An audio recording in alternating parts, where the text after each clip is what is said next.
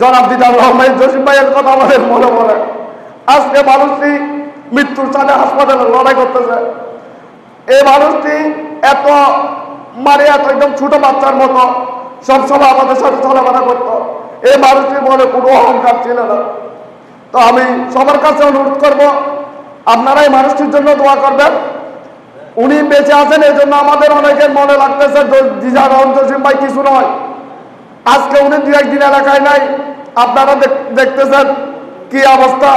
সাধারণ মানুষের দিকে তাকালে সবাই মনে করতেছে যেন আসমানটা মানুষের মাথার উপরে ভেঙে পড়ছে। বিশেষ করে গরিব মানুষেরা আজকে ওনার জন্য আমরা 71 কুম্ভরিকে হারিয়েছিলাম। সকল ইসলামপুরবাসী স্তব্ধ হয়ে গেছিল, ইসলামপুরের আকাশ বাতাস স্তব্ধ হয়ে গেছিল। আমরা মনে করছিলাম দিদার আলম ভাই জসিম ভাই যখন এলাকায় আসছে, আমরা মনে করছি 71 কুম্ভরি হারিয়েছিলাম, কিন্তু আর 71 কুম্ভরিকে আমরা পাইছি। কিন্তু আজকে হঠাৎ করে ওনার অসুস্থতায় আমরা ভেঙে পড়ছি। আপনারা জানেন জনাব দিদার আলম জসিম ভাই এই এলাকায় জন্ম হয়েছে। উনি এই এলাকা থেকেই বেড়ে উঠেছেন।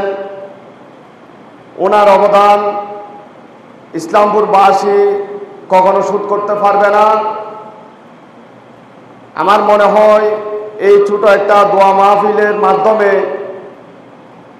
আমাদের হক, আমাদের দায়িত্ব শেষ হবে না।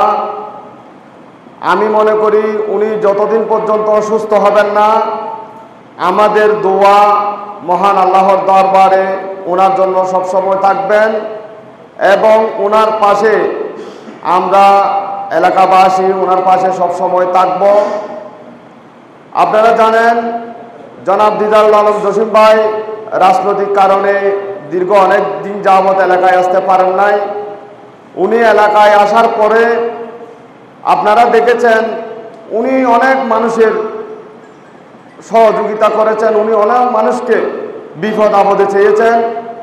আমার জানা মতে উনি এলাকায় আসার পর থেকে ওনার সবচাইতে কাছে এবং ওনার সবসময় ওনাকে আমি সৎ পরামর্শ দিতাম, ওনার পাশে আমি থেকেছি। আমি দেখেছি ওনার মনের মধ্যে একটা জিনিস, মানবিকতা বিষয়টা ওনার মনে কাজ করত।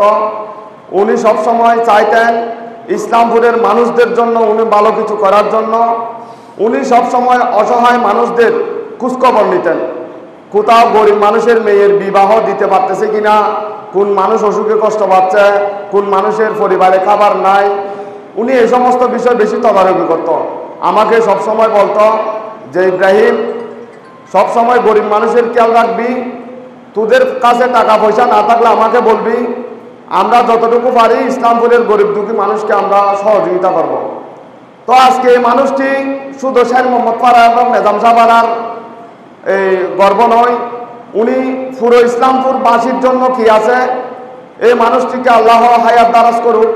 এই মানুষটি যদি আমাদের থেকে হারিয়ে যায়, আমরা তখন বুঝতে পারবো জনাব দিদার আলম জসিম ভাই ইসলামপুরবাসীর জন্য কি ছিলেন।